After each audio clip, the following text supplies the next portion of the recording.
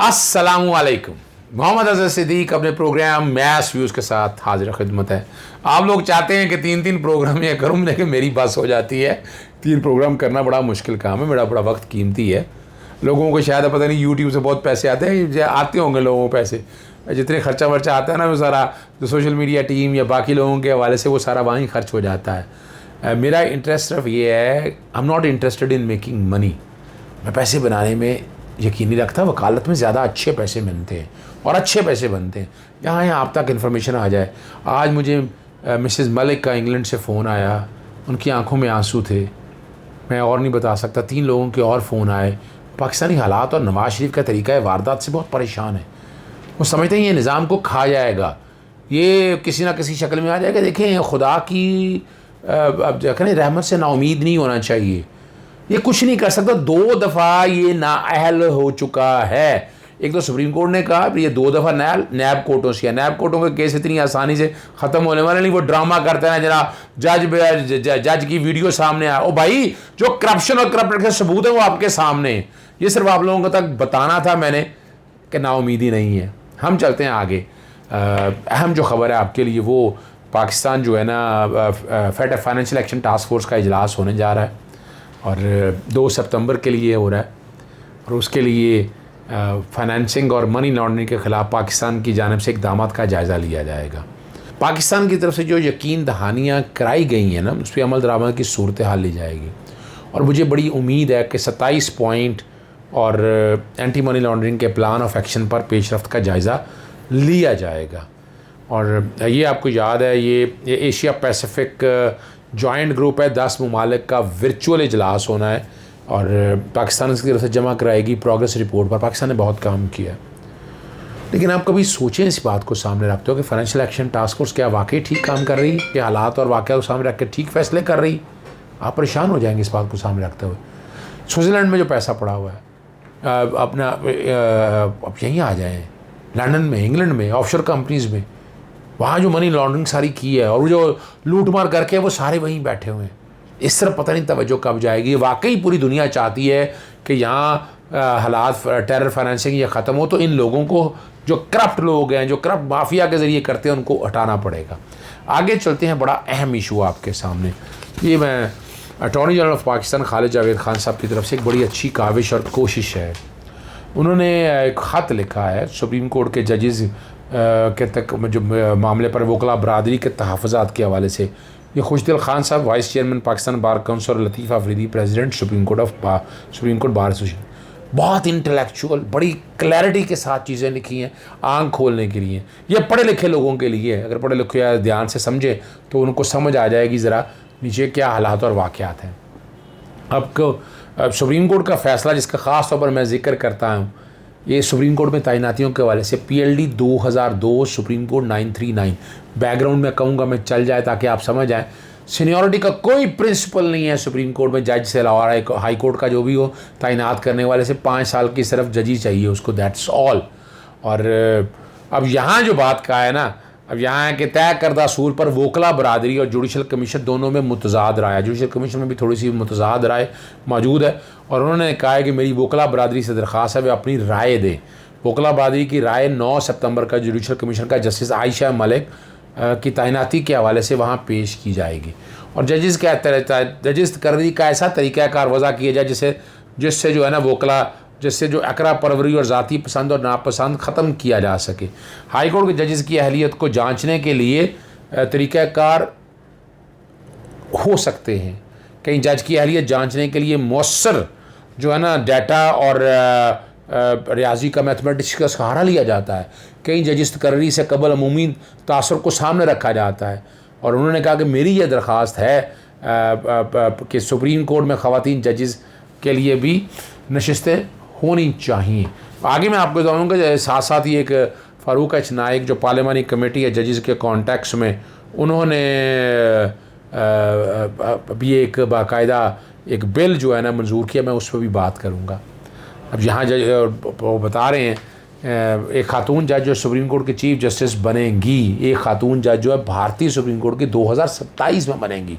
भारतीय supreme court हाल ही में 3 जजेस जो है ना वो तैनात की गई हैं और जजेस और तैनाती होने के लिए कोई सीनियरिटी का असूल नहीं रखा गया है।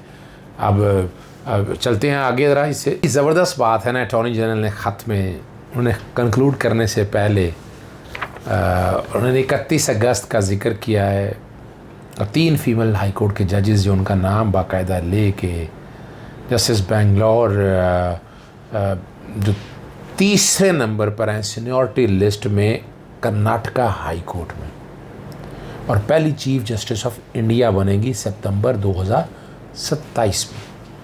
उसके अलावा जस्टिस बेला हैं त्रिवेदी, ये 5वें नंबर पे हैं सीनियरिटी में गुजरात हाई कोर्ट में। उन्होंने भी 31 अगस्त को हल्फ लिया है। जो तीसरी जज हैं वो जस्टिस हिमा कोहली हैं। और पढ़ी लिखी बात हमें करनी चाहिए, जजेस सीनियरिटी के हवाले से सुप्रीम कोर्ट में कोई प्रिंसिपल नहीं है। आर्टिकल 177 बड़ा क्लियर है, ये नहीं लिखा हुआ द मोस्ट सीनियर जज।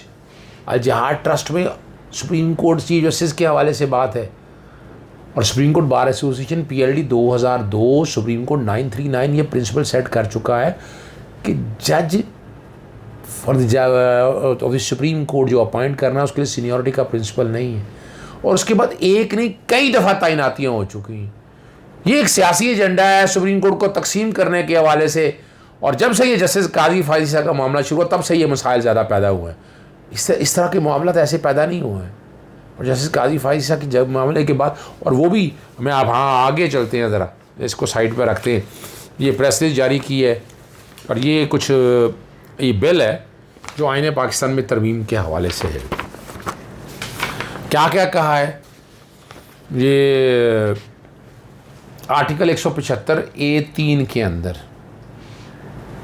और सीनियरिटी के हवाले से जो तय कर रहे हैं कि वो जजेस की जो जुडिशल कमीशन के कॉन्टेक्स्ट में आता है ना जी, कि जो हाई कोर्ट की जो उनकी अपॉइंटमेंट के हवाले से जो है ना वो लफ्ज़ डाले जाएंगे यहाँ पर, लफ्ज़ जो है ना इस कॉन्टेक्स्ट में। इसी तरह आर्टिकल 181 के अंदर जो है ना कह दिया है कि जो जजेस की कंफर्मेशन है ना वो पार्लियामानी कमेटी की कंफर्मेशन से तय कर दिया है। ये अदलिया की आज़ादी में बहुत बड़ी ज़रब होगी। पार्लियामानी कमेटी को ये इस्तेहकाक नहीं मिलना चाहिए। मैं इसके सचदीद इख्तलाफ करता हूँ। छोड़ देना चाहिए इनको। तरमीम आर्टिकल 175 की सिंपल ले आनी चाहिए। ये पार्लियामानी कमेटी और जुडिशल कमीशन ये सब छोड़ देना चाहिए। जो पहले तरीक़ाकार था उसी तरफ आना चाहिए।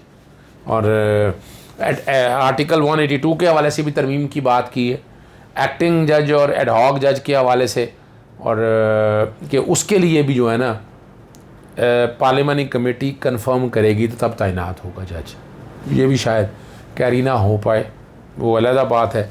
मैं आगे चलने से पहले बता दूं ये पार्लियामानी कमेटी फ़ारूक जनाक साहब की सदारत में हुई है, जिसमें सेनेटर आज़म नज़ीर तारड़, सरफराज अहमद बुगती है MNA, अली मोहम्मद ख़ान, राजा परवेज़ अशरफ, राना सनाउल्ला और secretary senate of Pakistan Mohammad Qasim Samad Khan मौजूद थे। वो आगे सारी मैं बता लेता हूँ। आर्टिकल 183 के अंदर जो है ना वो भी तरमीम की है, और जो मेन तरमीम आपके सामने रखनी है वो आर्टिकल 184(3) के हवाले से कह दी है। वो कह दिया है कि आज खुद नोटिस का इख्तियार या होगा ये 3 जजेस कम से कम लेंगे, और जो ऑर्डर होगा ना 3 जजेस का, इसके ख़िलाफ़ अपील आएगी, और अपील जो है वो 30 दिनों के अंदर फ़ैसला हो सकेगा। और जब अपील अब आएगी, और अपील 5 मेंबर बेंच सुनेगा इसका, और जब अपील अब सुनेगा तो 184(3) जो है ना उस पर अमल दरामद रोक दिया जाएगा।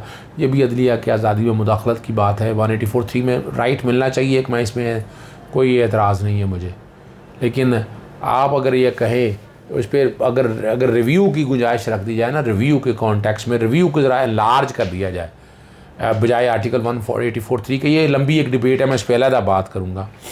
और आर्टिकल 195 में जो हाई कोर्ट का जज है ना उसकी उम्र जो है ना 62 साल से बढ़ाकर 65 साल कर दी जाए।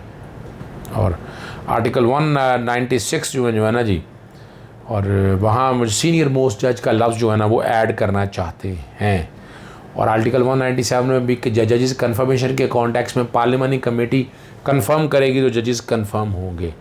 अगली जो बात है वो आर्टिकल 209 के हवाले से, ये अच्छी है तरमीम कि अगर किसी के अगर जुडिशल कमिटी अपना जो है जजेस की जो है ना जुडिशल काउंसिल में जब इंक्वायरी और इन्वेस्टिगेशन हो रही तो 90 दिन के अंदर अंदर जो है ना उस इन्फॉर्मेशन पे फ़ैसला करना है और भिजवानी है रिपोर्ट।